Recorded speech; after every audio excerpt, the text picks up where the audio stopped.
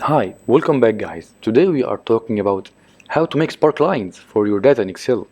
Why would you want to know how to make spark lines for your data in Excel? Well, maybe you want to analyze your data. So today I am going to show you how to spark lines your data. Check the video description and I will try to leave the written instructions. Okay, first let's mark all the table. Easy way from here, choose spark line. You will find just three types. Let's go back. Now let's go to another way. Select all the table, insert in sparkline, click here. Now location range that you want spark join. Let's select it, then press here. Okay, that easy.